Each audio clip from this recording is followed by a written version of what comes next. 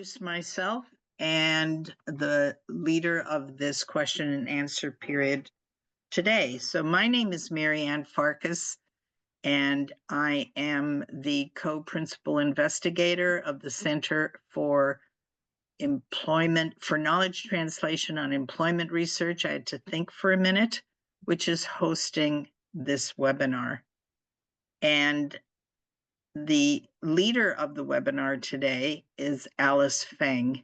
Alice Feng is a data visualization designer and developer based in the Washington, D.C. area. She is passionate about using design to make data and information more accessible to broader audiences and has been exploring ways to bring empathy and accessibility into the way data is visualized through her work on the Do No Harm Guide series. Alice previously worked as a data visualization developer at the Urban Institute and the United Nations Development Program, and is currently busily visualizing data at Axios. So welcome, Alice. Thank you. And welcome everyone else. I just want to take one more housekeeping issue here and remind you all that this is a follow-up to a webinar which was presented, I have forgotten when. When did that happen? Do you remember? Sometime last fall, last September, maybe? Maybe last September. It was presented last September on data visualization, and the recording was archived and available to you all. So we hope that you've had a chance to see that so that you can make this a truly open-ended question and answer session. All right. Thanks, Marianne. Thank you for the introduction. It's nice to be back. Yeah, as Marianne described, this was supposed to be an open Q&A session. I'm not sure how many of you have had a chance or attended the last time I presented or have had a chance to see the recording. So if people want a brief recap, let me know. Otherwise, if you all have questions that you are raring to have answered, please feel free to type it into the chat. I guess I'll give you all a few minutes in case people are typing. All right, hopefully this screen share is working. Yes, okay, great, thanks. Yeah, so last time I was with you all, I gave this presentation, Do No Harm with Data Viz, which was all about how, people communicating, visualizing data can make sure they do so with a equitable, empathetic, inclusive lens in mind. And, part of the reason why this is so important is that some might say that the purpose of data visualization, right, is to amplify the impact of our data, to make the patterns or insights in our data more accessible to more people. Therefore, if how we visualize and communicate that data does not, again, reflect those values of empathy, equity, inclusion, then our visualizations have the potential to amplify harm. I think I shared a couple examples of data viz that has been very harmful. One would be something like the redlining map, right? This was something where, oh, thank you, Marla.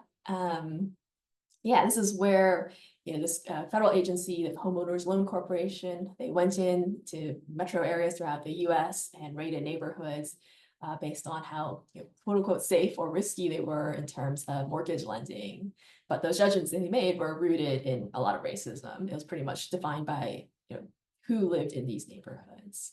And so, visualizing this sort of data has had harmful impacts because it has denied families of color from being able to receive mortgages to buy homes with. And in the U.S., home ownership is a primary vehicle for wealth building. So we see that kind of wealth gap that continues to persist throughout time, throughout history between white families and families of color.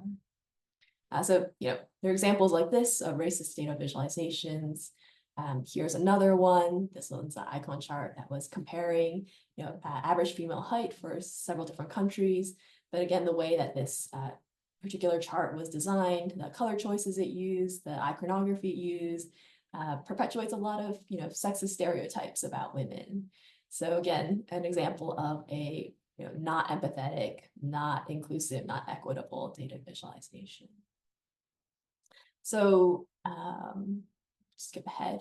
So I think, in some, what it comes down to, what we should all be thinking about in terms of how to visualize data, and again, that equitable, empathetic, inclusive manner is this question here, right? If I were one of the data points on this data visualization, would I feel offended? I think this is a really, really good question to ask yourself as you make decisions about the designs of your charts and graphs. Always, come back to this, put yourself in the shoes of the person whose data you're presenting.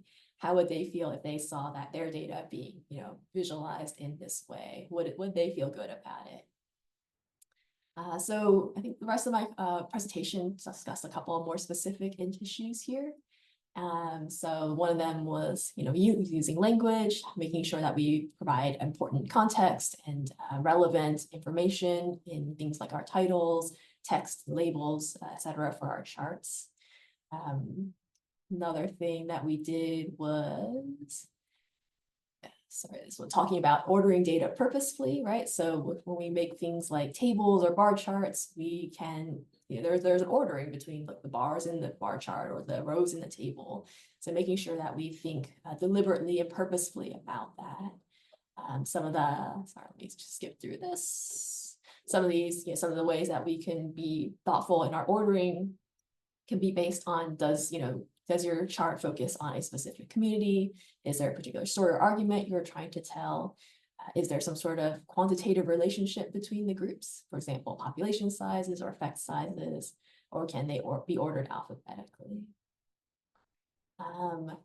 After that, we also discussed, considering who's missing from our charts, right? That's, I think, a huge part of inclusion and equity, right? Which groups are missing? How do we acknowledge those groups that are missing? How can we continue to, bring thoughtful awareness to making sure that everybody is represented in some capacity or another?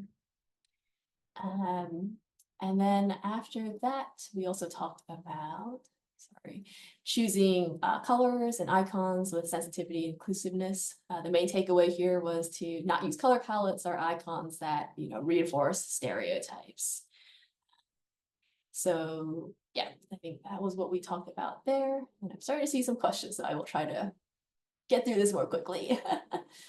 And then another thing we also discussed was, again, embracing that context and complexity, pushing back against visualizations that might oversimplify really complicated issues, right? A lot of these topics that we visualize, especially when it comes to things like inequities, are, they're very, very just challenging, complicated topics that can't be boiled down to a simple bar chart or a simple line chart.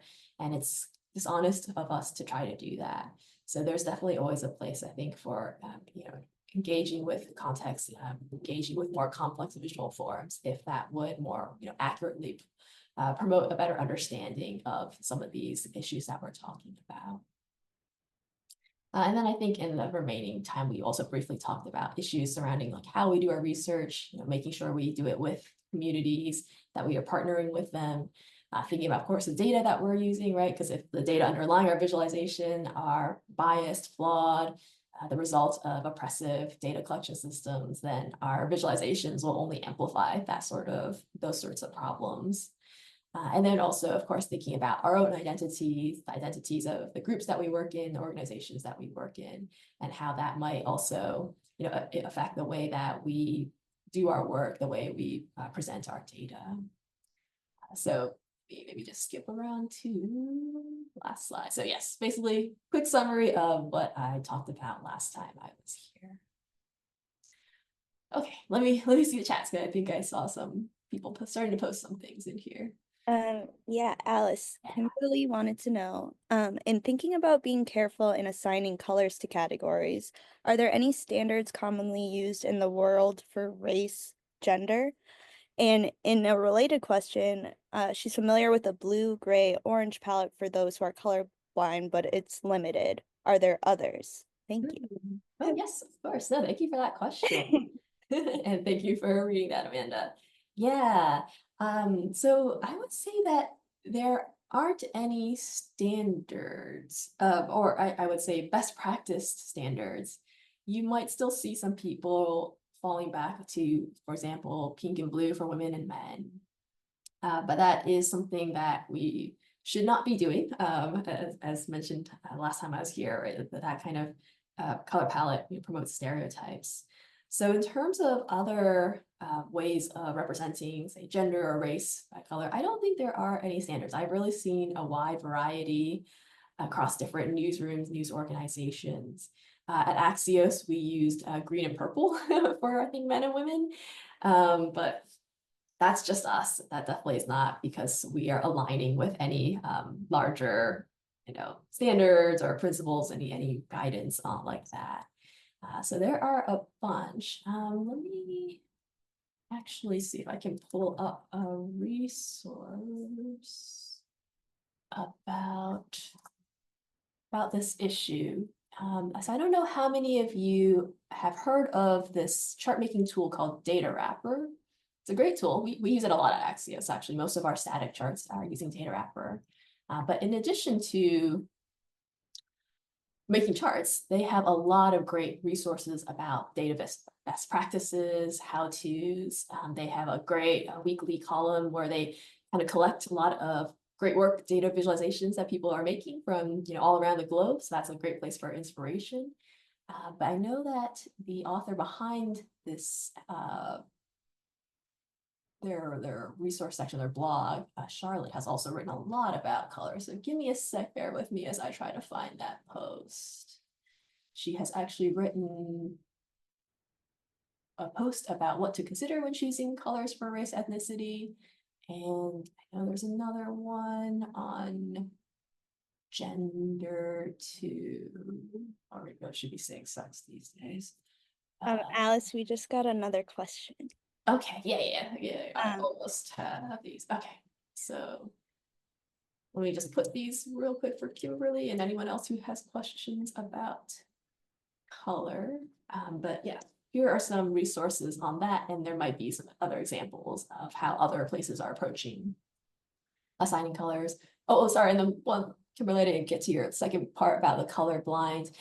Yeah, I think with color, checking color palettes for colorblind or color vision deficiencies, I think the best way to do that is just to use color blindness simulators and plug in your colors and see how well they translate under those different kinds of perceptions, making sure that they can still be differentiated. Again, I don't think there are set palettes that guarantee you will be safe, that everyone will be able to distinguish between all of your colors. So I think the best thing is, just to use some of those tools out there and see if your colors work. Okay, all right.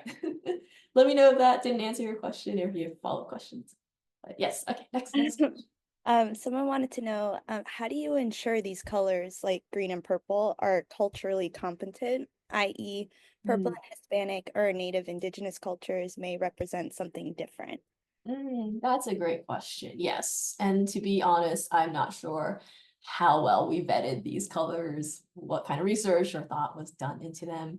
Yeah, I would say colors, icons, imagery are very, very tricky. So in this situation, I would really say if you can, just run it by somebody else, run it by as many people as you can, get feedback on them.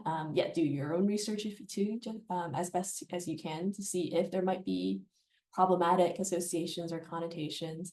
But I think in general, throughout this, in general, when it comes to trying to visualize data in an empathetic, equitable way, I think really getting feedback is so key.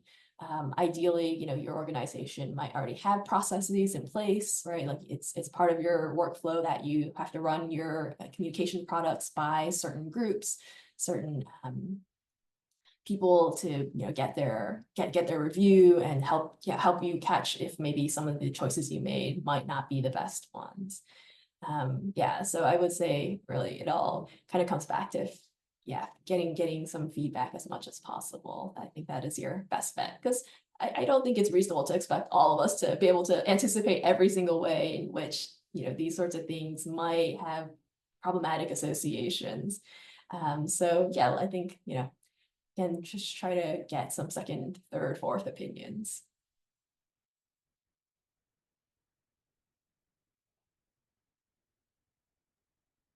I have a question. Sure. In data visualization, how do you balance neutrality with equity? Celebrating differences and but also keeping everything neutral while still, having positive. Sorry, I should have worded that better, but Yeah. So I would say that there are certainly dishonest ways to visualize data, and we should, of course, avoid doing things like that, right? We should not purposefully like manipulate our data, manipulate our axes, um, distort the ratios, the aspect ratios of our charts to, try to make our message be perceived in a particular way that might not be very accurate. So, setting that aside, there are some practices like that we should avoid. I would say that in terms of, I think neutrality is one of those things that is a bit of an illusion, right? Because data are not neutral. They are not something that appears organically in the natural world. This is a man-made action. This is a decision that we made to measure things in a certain way, right? It's a reflection of a lot of decisions and judgments. And so because of that, right, again, data cannot be neutral. So I would think that really certainly any like visual representation of data has an opinion or expresses a viewpoint. So I feel like that's kind of already inherent in a lot of our visualizations. But if you mean also how do we acknowledge differences, but maybe not always, like there's a concept of deficit framing, right? Where sometimes often the way that we, I think, present differences between groups can have this effect of making people kind of fixate on the groups that seem to be quote unquote, low performing or are not performing as well as certain other groups. And that can lead to a lot of questions about, well, what's going on with them? Why aren't they, what's their problem? Why aren't they able to succeed? What's holding them back? And I think that there are definitely other ways we can kind of push back against that framing too. There's, asset-based framing, for example, that instead focuses on, assets and strengths rather than deficits or lack. So that's, I think, another way we can like try to alter the way that we, express our data, the kind of way we kind of frame our data, frame our visualizations. And hopefully, yeah, so to your more point, like celebrate differences, celebrate different strengths, try to like really see what are the different, assets that people bring to the world. How can we like highlight and celebrate that? I don't know if that answered that question. It was a bit of a rambling answer, but it just made me think of those sorts of issues. Alice, this is Marianne. Yeah. I just want to note or acknowledge that there are 50 people in the room. Oh, wonderful. So I'm sure that amongst those 50 people, there are a few questions about these issues. And we invite you to put them in the chat or in the box that is question and answer. This whole session is dependent on you and your participation. Yes. So while you're thinking of a question, I have a question of my own. Could you say more about how you consider who is missing and how to acknowledge that? Because who is missing is often a function of what the purpose of the study is about. And if you're focused on, for example, in my field, people with psychiatric conditions, then you may be looking at young people between 18 and 25 in urban settings as a function of the particular question that you're asking that you're funded for. So I'm not sure. I'm trying to think of the link between what you're saying and the studies that we're doing. because that seems to be more of a study question issue than a visualization issue, or unless I'm misunderstanding the question. No, I think, right. I think the who is missing is, yes, very much driven by how the study was designed and set up, right? How, what data was collected. Obviously, we can't go back in and make up data for people that might be missing. So I think in that sense, it's more of, so even within, right, that particular age group, like, might be worth asking, is this representative of all races and races, ethnicities, all genders, all income levels, all education level? Like there's still many other demographic dimensions to that. I think we can also, you know, make sure, were people from those particular groups also included in our study?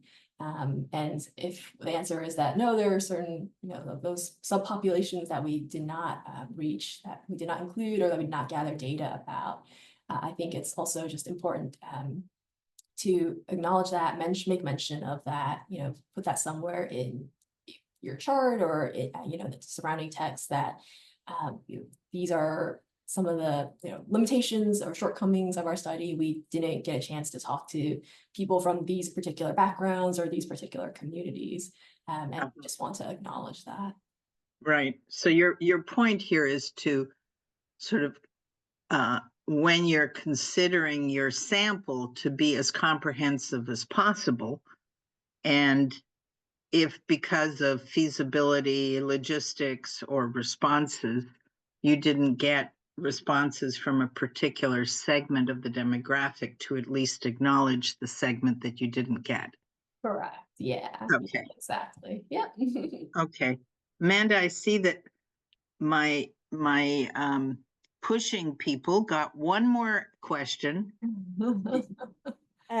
Yes, someone would like to know, do you have any recommendations for ensuring trauma-informed data visualization?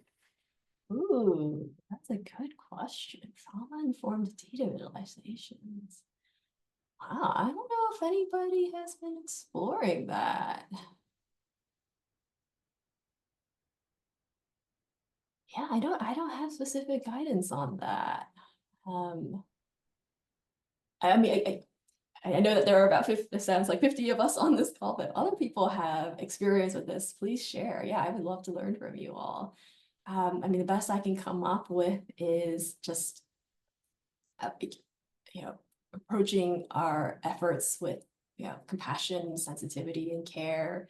Hopefully, you know, thinking about these issues, right? Again, like avoiding colors, imagery, that stereotype, things like that, hopefully help with, you know, showing that kind of sensitivity and awareness. But yeah, people have more specific guidance about trauma-informed data visualization, data communication, or data work. Yeah, I would love to learn from that. This is Marianne. I wonder if the person who posed that question could say a little bit more about how, because obviously that person is someone who has some experience or expertise in the area of trauma-informed. What would be some of the issues that you would be concerned about in terms of presenting data that would not be trauma-informed from your perspective? I think that might help answer it a little bit more, if you would.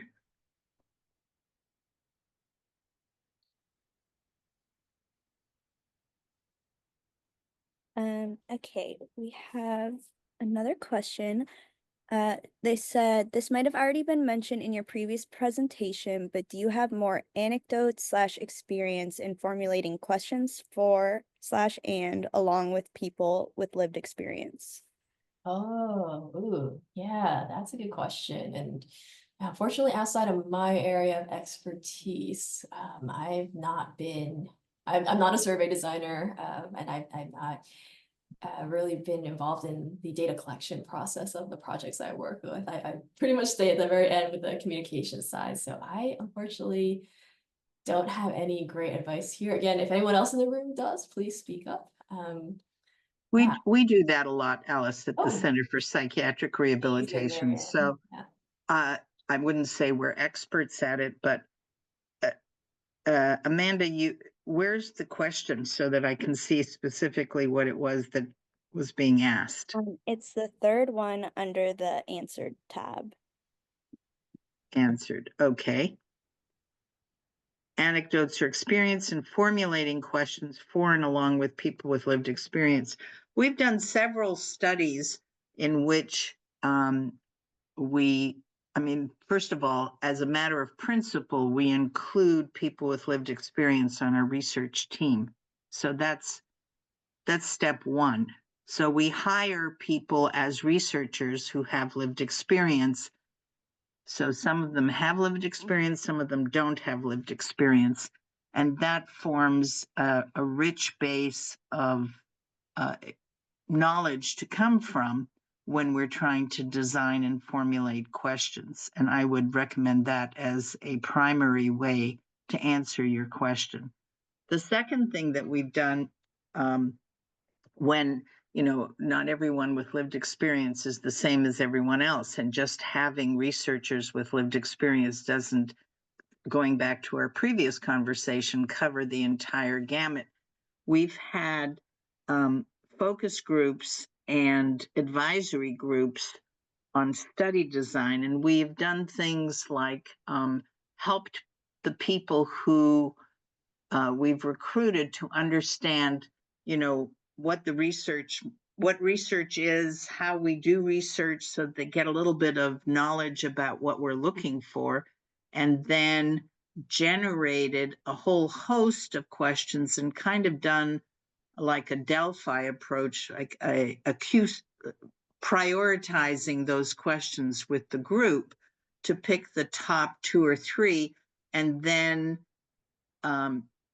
help to decide which of those 2 or 3 we were in a position to be able to undertake, given our resources and given what's practical in research design. So I don't know if that's helpful, but that's one way, 2 ways we've done it. Hiring people who are researchers with lived experience specifically, and second of all, going through a process by having an advisory or consultation group, giving them enough information so they get what research is and they're not just kind of coming in out of nowhere, and then asking them the kinds of topic areas that are of interest, and then sorting them in terms of the top 3, and then having us pick the one that we can address with the tools we've got. So I hope that's helpful. Amanda, back to you. Okay, our next question is, how can audiences be aware of / notice when data may be skewed or not shown responsibly? Yeah. I think it really comes down to, first off, just a certain amount of data literacy. And then honestly, I think you have to carefully examine the way the visualization was set up. So things like, what are the ranges of their axes? Were, things, data points appropriately scaled, right? Or if we're talking about groups that have different population sizes, right? To make sure, of course, that is accounted for. Going back to that example with that icon chart. Sorry, let me try to get back there. Yeah, this one, right? Like, it's only by carefully examining the range of this y-axis do we see that, oh, it does not start at 0, right? There's this big break, it jumps to 5 feet. And therefore, that's why we see such distortion, such over-exaggeration in these differences in female height. So it's easy. It can be easy to deliberately mislead people with your visualizations, and the way to, for your audience to counteract that is unfortunately quite a bit of just knowledge and attention on their part to really, examining these sorts of things, these sorts of details about the design. Okay, Sarika would like to know, are there any different approaches when it comes to creating a data visualization, infographic / dashboard, for internal stakeholders like leadership, community organizations, and for the public? Yeah, I wouldn't say that there are specific, rules or principles to follow. It all just comes down to understanding who your audience is, what their different needs are, what they want to get out of, seeing your visualization, how much background knowledge do they bring to it. So, something like internal stakeholders, leadership, these are people who are probably already very well versed with the work that you're doing, the space that you operate in. So you can probably jump right into, showing them the important relevant data points, assuming they already have sort of that background knowledge, that context. Whereas designing for the general public, you might need to take a step back and do a little more table setting, kind of explain what is happening in your field or in the work that your organization does. They might need a little more of that kind of background information. Another consideration I would think of is how much time does your audience have to view your visualization? So busy executives or who don't have a whole lot of time to spare, you probably want to get directly to the point, how to make visuals that are quicker, easier to read, that more clearly state whatever is the main takeaway. They probably, folks like that probably don't have the time to like dig into a big interactive dashboard and like explore the data for themselves, and slice and dice it all day long. They probably want like quick, immediate responses. So those are the kinds of things I would think about in terms of determining what is the best approach to use to meet my audience's needs. Okay, Jane would like to know, is there anything to be particularly aware of in terms of equity when creating alt text to describe data visualizations? Also, how best to balance detail versus clarity in alt text? Yeah. So I didn't get a chance to talk about accessibility in this presentation. That is something I do talk about in other places. With alt text for data viz, I think that generally you'll want to include a description of what type of chart you're using. Is this a bar chart? Is it a line chart? Is it a map? Something like that. A brief description of what is the data being shown on your chart. And then also, what is the main takeaway of that chart, right? Why would people care about this? What would they learn from this? So I think in terms of alt text for visualizations, I'd make sure to include those key components. And that last one, the main takeaway one, is probably where that equity piece can start to come in, right? In talking about that main takeaway, you might want to include whether there's relevant context, background, historical factors, what have you, that play a role in this phenomenon. But alt text should also, to your other point of your question, be brief, right? We're not writing an essay for alt text. It should really be, I think, around 1 to 2 sentences max. So it does need to be fairly concise and to the point. So yeah, it can be challenging to distill an entire visualization and all the richness, all the detail it offers into an alt text. And I'm sure people are also exploring other ways to make visualizations accessible. But in terms of writing alt text, yeah, those are, I think, kind of the main components. What type of chart, what's the data shown, and then what is the main takeaway? All right, someone wanted to know, what platforms / softwares do you use in data visualization? Yeah. So at Axios, like I mentioned, we do use a lot of data wrapper for most of our static charts. For interactive web-based visualizations, we do use the Svelte framework, Svelte and D3. And sometimes in terms of the more either bespoke graphics or chart types that are a little less commonly seen, those we might use graphic design software to help us with. Other tools that I have seen people use have been R, Python to generate visuals, graphic design software like Adobe Illustrator, Figma. Excel, certainly plenty of people are making visualizations with using Excel or Google Sheets. Other kind of GUI-based tools besides data wrapper are like Flourish or Raw Graphs. Canva, I've heard people use. I don't have experience with that. And then, of course, there is a whole range of business intelligence dashboarding tools, your Tableau, Power BI, QuickSight. Those I also don't touch so much in my work, but a lot of people in the data viz field do specialize in using those tools as well. Jill wanted to know, do you have any recommendations for Viz design to minimize misinterpretation or misuse of the data being presented? Yeah, that's a good question. I would say for that would probably go back to, like language, right? Making sure that we use active titles for our charts, things that, clearly express a main takeaway. Yeah, right, like this, right? I think that helps a lot with, again, that framing. It guides people, it kind of cues them into what the main takeaway from this chart should be, what they should be getting from it, what they should be seeing in this chart. And I think in that way, that can also help, reduce the chance of misinterpretation or people deliberately then taking your chart, taking your data and misusing it. When you offer a very clear title, subtitle like this, that again is active, that has a takeaway, that I think can help. Beyond that, yeah, I think those are probably the main things I would think about. It's just making sure that we make the framing of our charts as clear as possible, including that context too. Yeah, which again can be done a lot in things like titles, subtitles, annotations, labels, notes sections, etc. So Rico is wondering if you could elaborate on your point about different approaches for internal stakeholders and for the public, if you could elaborate on that from the lens of equity and transparency. Oh, that's an interesting question.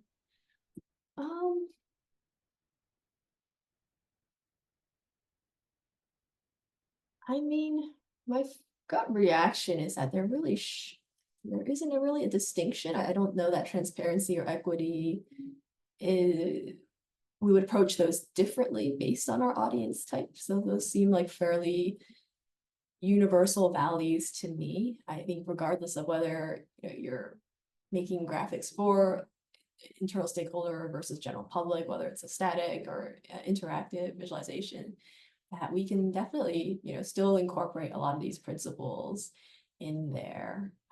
So off the top of my head, nothing jumps out to me as something we would need to adjust or that would be different based on our different audience types. I guess the only thing I can think of is, again, if you're talking with internal stakeholders or other people who are very familiar with the work that you do, the area that you're operating in, maybe they don't need as much of that context. So it's hopefully everybody is already pretty informed from their work, from their own experiences, from past interactions with you and your organization. Maybe in that sense, maybe we don't need to, or we can keep kind of our explanations of some of those historical pieces, other structural factors, a little briefer, but yeah, I don't, nothing else otherwise jumps out to me as something that would be different depending on our audience. All right. Someone wanted to know, how do you see AI's role in assessing data viz on an equitable lens? Okay. Yeah, and assessing data visualization with an equitable lens. So in the sense of they would assess a data viz for how well it applies to equity lens, or they would assess a data viz through an equitable lens.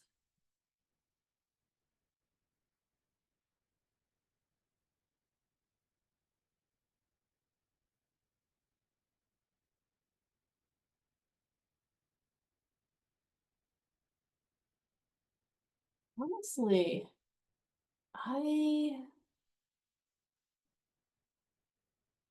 not sure.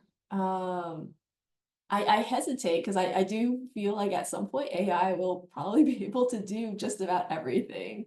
So I would not be surprised if one day we get to that future where yes, AI is able to evaluate how well data visualization upholds equity principles, or is able to like diagnose, like run a diagnostic on a chart and judge it based on some rubric on equity.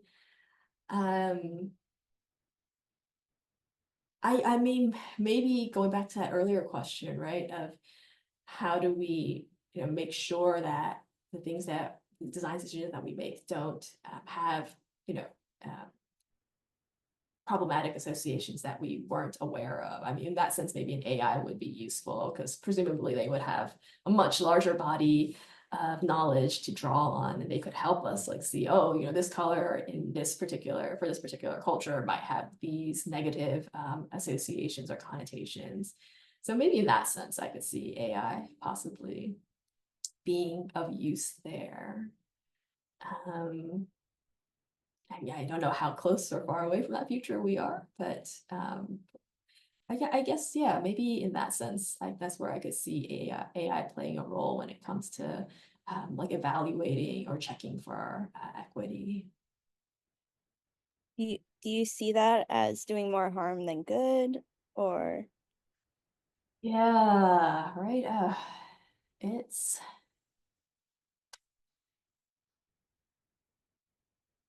I think reflexively, it obviously feels icky, something that is a machine, it's just code. It's not, the exact opposite of being a human trying to evaluate whether something is equitable, humane, or dehumanizing feels, right? It feels like almost like an oxymoron. And of course, a lot of the AI machine learning network models that are built have they themselves obviously also, many of them perpetuate a lot of biases and stereotypes that are a reflection of what exists in society. So of course, yeah, if we don't find a way to control for those things, then yeah, in that case, I think it would be very, very problematic to have a flawed algorithm, try to evaluate how well our visualizations embrace equity and inclusivity and empathy. But I don't know, I just with AI, the way it's the speed at which it has been evolving recently, I just am hesitant to feel like, oh, there's going to be a limitation to AI.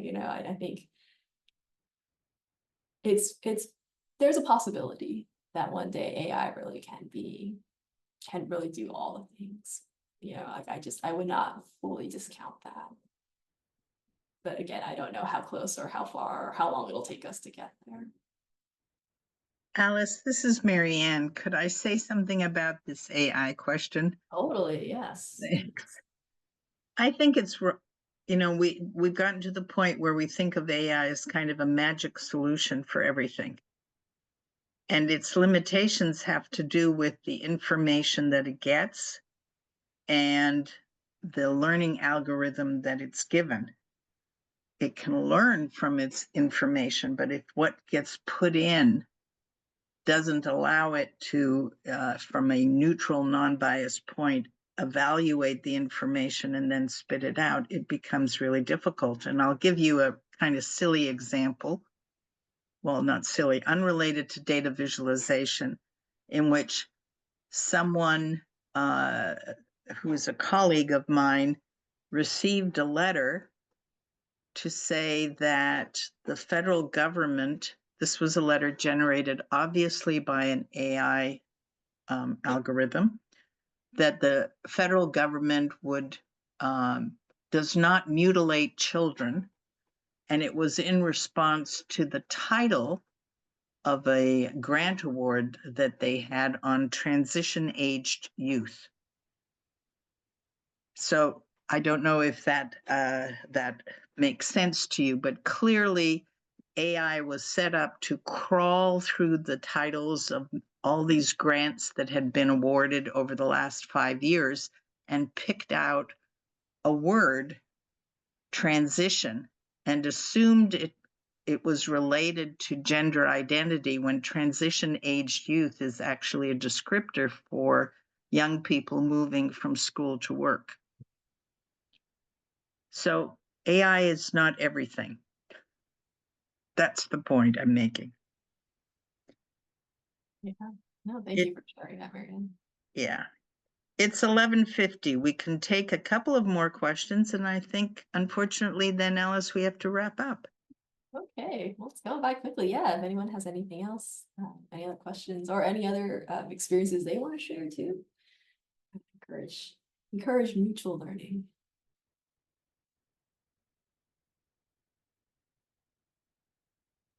And Amanda, I think at this point, people are able to unclick their mute, correct? I can allow them to if someone. If someone feels more comfortable speaking than writing, please feel free to unclick your mute rather. Amanda, there's a question about how to unmute. If you raise your hand, I can unmute you. So if you raise your hand, you can be unmuted, and I see that there's one additional question in the Q&A box. Yes, Carter wanted to know, how do you address more recent mandates around federally funded projects and presenting data? Ooh, honestly, Mary, you might be a better one to answer that particular question because, yeah, my work doesn't directly have to do with getting federal funding. Presentation wise, yeah. Yeah, part of me wants to say we should stick to our principles and do what's right. But I understand that there are a lot of other needs that we need to balance as well. And so, yeah, sometimes depending on what position you are in, you unfortunately might be bound to having to, change the way that you represent, gender data and the labels that you use and things like that. And I understand that's just a really difficult situation to navigate. So, yeah, I obviously can't speak to the specifics of what you're experiencing at your institution and what y'all feel is the best way to navigate that. But I certainly understand if you find yourself having to adjust your approach based on those sorts of these changing requirements that we are all kind of muddling our way through. Yeah, I feel like that's just probably very individual, team to team, organization, and judgment call on what to do there. So Alice, you said, I apparently cannot keep quiet here. We're in a dangerous and tricky time for the US. And I think anyone who would say otherwise must be unconnected to the news and newspapers and such. So, I have a pushback feeling, and I totally agree with what you're saying, that everyone's personal situation makes them more able to speak out than others. So each person has to decide for themselves their level of comfort, but I wouldn't adjust my approach.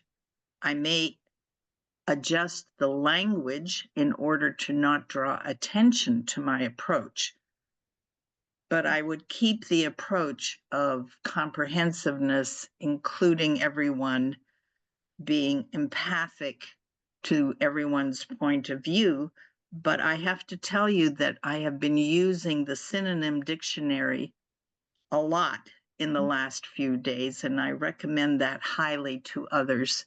The synonyms are really helpful so that you're not using words that apparently trigger some AI crawl, but still represent what you are trying to communicate. That's my perspective, myself personally. No, that was a great one. Yeah, no, thank you. Thank you for sharing that. Does anyone want to raise their hand and ask a question in the last few minutes? No? Okay. Alice, upon seeing no other questions at this point, perhaps you would like to wrap up, and then we will let people go. And Amanda, you have a Qualtrics survey or something? There's a survey that will automatically pop up on your screen when you end the call. If you would take just a couple minutes to fill that out, we would greatly appreciate it. What about people who are jumping off now as we speak? Yeah, it should show up for everyone. Or should show up for everyone? Okay, over to you, Alice. Oh, okay, thank you. Well, I'll just say thank you all for attending this. I was very, very flattered to be invited to come back to do a Q&A session. So I appreciate your time, all the questions that you got.